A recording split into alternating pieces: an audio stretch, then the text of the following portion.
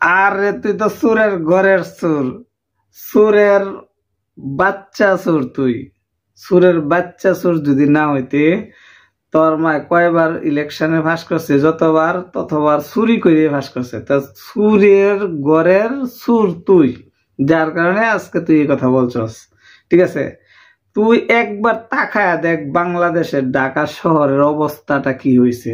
সেই অবস্থাটা কি হয়েছে তুই দেখ। সারা বাংলার মানুষ তোর মার বিপক্ষে। ঠিক আছে, সারা বাংলার মানুষ তোর মার বিপক্ষে। তোর মা কিভাবে ফাঁস করে, কি ভোট, কোন জায়গার থেকে আনে তোর মা ভোট গুলা। আসসালামু আলাইকুম প্রিয় দেশবাসী, প্রিয় বাংলাদেশের বাংলার মা বোন ভাই,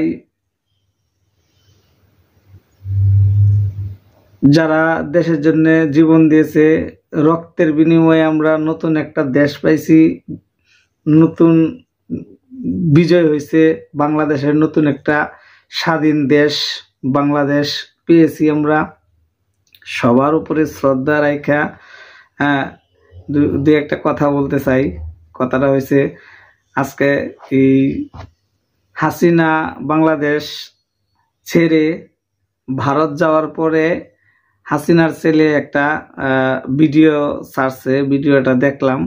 ভিডিওর মধ্যে এই কথা বলছে যে আবার আবার নির্বাচন দিলে নাকি আবার আওয়ামী লীগ ফাঁস করবে, হাসিনা আবার ফাঁস করবে, ফাঁস করলেও জনগণ বলবে সে ভোট চুরি করে ফাঁস করছে।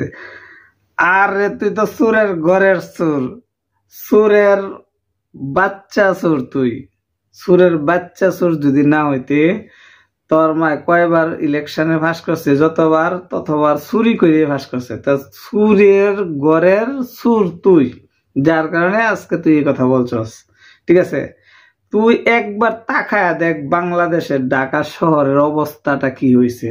সেই অবস্থাটা কি হয়েছে তুই দেখ। সারা বাংলার মানুষ তোর মার বিপক্ষে। ঠিক আছে, সারা বাংলার মানুষ তোর মার বিপক্ষে। তোর মা কিভাবে ফাঁস করে, কি ভোট, কোন জায়গার থেকে আনে তোর মা ভোট গুলা, আমার একবার বল। সুরের ঘরের সুর, সুরের বাচ্চা সুর। কোন জায়গার থেকে তোর মায় ফাঁস করে, কোন জায়গার থেকে তোর মায় ভোটটা পায়? হ্যাঁ, সুরের বাচ্চা সুর। বাংলাদেশের লক্ষ লক্ষ মানুষ ভোটই দেয় নাই, কিন্তু তোর মার ফান্ডে ভোট চইলা গেছে। কিভাবে গেছে? সুরের বাচ্চা সুর। কোন জায়গার থেকে ভোটটা গেছে? আবার বলস যে আমার মা সব দাবি দাবা মান্য নিছে, তারপরেও এখন লাস্ট দাবি হয়েছে যে এক দফা এক দাবি, হ্যাঁ, এই হাসিনার পদত্যাগ। তা হাসিনার পদত্যাগ চাইতাছে জনগণে, সারা বাংলার মানুষে চাইতাছে হাসিনার পদত্যাগ। তোর মা কোন কারণে, কোন সাহসে, কোন সাহস নিয়ে তোর মা ওই জায়গায় থাকে? সুরের ঘরের সুর। তোর মায় সুর, তোর বাপ সুর, তোর 14 গোষ্ঠী মনে হয় সুর। সুরের ঘরের সুর। আবার কস যে আবার ইলেকশন দিলে তোর মা বাস করবো। কোন সাহসে কস, কোন কোন অধিকারে কস? হ্যাঁ, সুরের ঘরের সুর কুন্ডাইলের। তুই কি বাংলাদেশ থাকস? হ্যাঁ, তুই তোর তো কথা বলার কোনো অধিকারই নেই। তুই তো বাংলাদেশের, আমি জানি না, আমার আমার জানা নাই তোর জন্ম কোন দেশে হয়েছে। হাসিনার ঘরেই হয়েছে তোর জন্ম, কিন্তু কোন দেশে হয়েছে, কোন জায়গাতে হয়েছে এটা আমি আমি জানি না। ঠিক আছে, এই জন্য আমি সরি। কিন্তু তুই তো বাংলাদেশে থাকস না।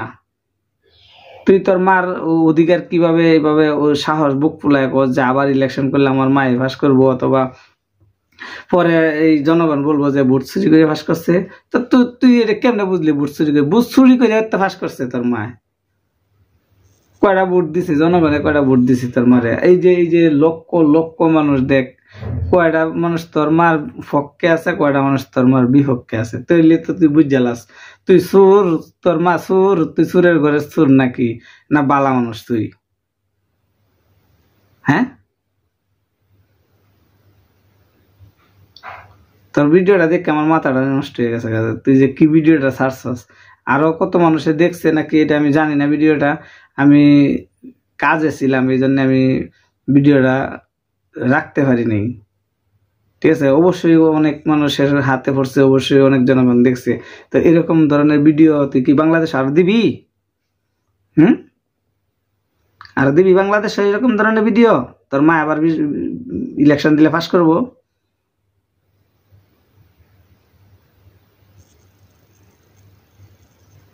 সাহস কই পাস?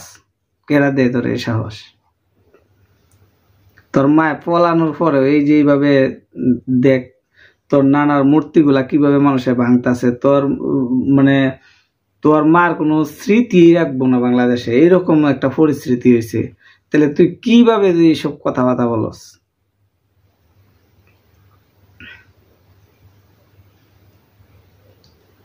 আর এই যে এখন যে একটা সিস্টেম হয়েছে না, সিস্টেমটা আরো আগে হইলে মনে হয়, আমার মনে হয় দীর্ঘ বিশ্বাস যে আরো আগে কাজটা হইতো।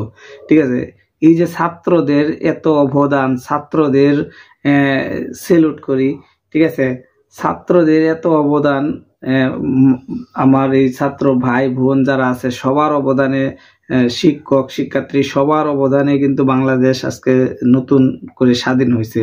ঠিক আছে, তো এখন এখন নিউ নতুন গভর্নমেন্ট যে হবে, নিউ নতুন সরকার যে হবে, অবশ্যই তার মাথার মধ্যে এই একটা জিনিস মনে রাখবা, একটা জিনিস মনে রাখবেন। ঠিক আছে, যে আমাকে কিভাবে চলতে হবে, আমাকে কিভাবে দেশ গঠন করতে হবে, কিভাবে দেশ চালাতে হবে। ঠিক আছে, আর কিভাবে দেশ চালালে আমি আবার বাংলাদেশে থাকতে পারবো। যে আসেন আপনারা মাথায় রাখবেন, আওয়ামী লীগ, বিএনপি, জাতীয় পার্টি, অমুক পার্টি, তমুক পার্টি, যেই পার্টি আসেন, মাথার মধ্যে এই জিনিসটা রাইখে, এই জিনিসটা মুখস্থ করে দিলের ভিতরে ঢুকাইয়া তারপরে বলবেন যে আমি আসব অথবা আমি দেশ চালাবো। আমার কথাটা কি বুঝতে পারছেন? আমি ইংলিশ বুঝি না, ইংলিশ পারি নাই, হিন্দিতেও বলি নাই, বাংলায় বলছি। ঠিক আছে, তো যে আসবেন সেটা মাথায় রাখবেন। আর আরেকটা কথা হচ্ছে যে বাংলার মানুষ তোমরা শুনে রাখো, যাদের যাদের বাংলাদেশ ছাড়া অন্য দেশে কোনো ফ্যামিলির মানুষ বসবাস করে, যা বাংলাদেশ ছাড়া অন্য রাষ্ট্রে কোনো লোক তার ফ্যামিলির মানুষ বসবাস করে, ঠিক আছে, তাদেরকে আমরা আর সরকার বানাবো না, সরকারে আনবো না, তাদেরকে এমপি মন্ত্রী কোনো পদে আমরা রাখবো না। যারা নিজের দেশে আছে, নিজের দেশে থাকবে, নিজের দেশে থাকলে একজন মানুষ তার কাছে সরাসরি যেতে পারবে, সে মানুষের কাছে সে যেতে পারবে, এরকম একজন লোক আসবেন। আর এরকম লোকই আমাদের দরকার বাংলাদেশে।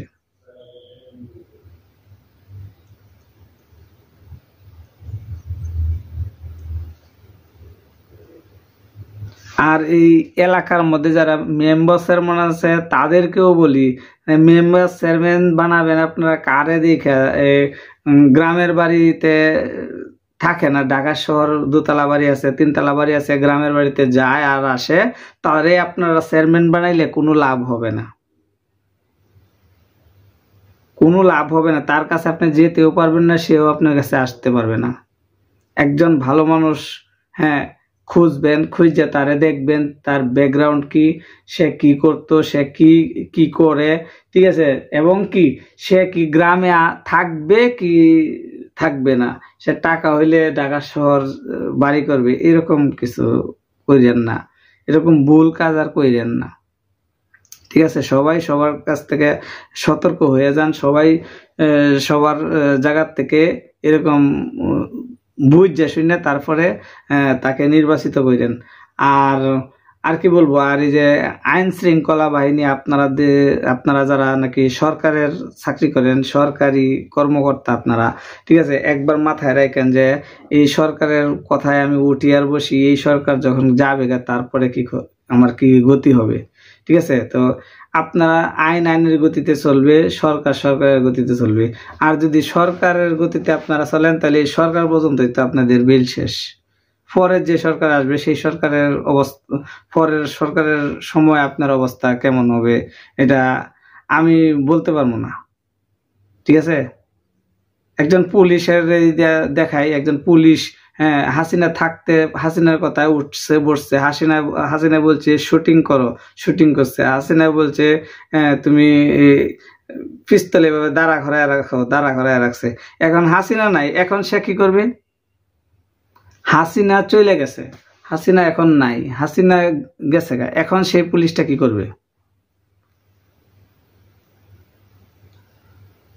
এই জন্য বললাম যে এই যে এখন যারা নাকি আইন শৃঙ্খলা বাহিনী আছেন তারাও সতর্ক হয়ে যান।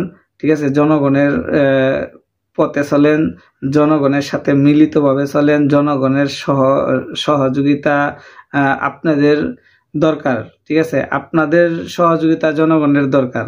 এরকম ভাবে চলবেন যে জনগণ আপনাদের বন্ধু হয়ে থাকে, আপনারা জনগণের বন্ধু হয়ে থাকেন। আপনাদের কাছে জনগণ বিপদে পড়লে আপনাদের কাছে যাবে, আপনারা জনগণের বিপদ থেকে উদ্ধার করে আনবেন। এখন আপনি চাকরি করেন সরকারি, সরকারে বলছে যে ও কিসের বিপদে পড়ছে, ওরে বিপদে আরো বেশি করে ফেলাও, তাইলে কিন্তু এটা হইল না, তাইলে এটা হইল না।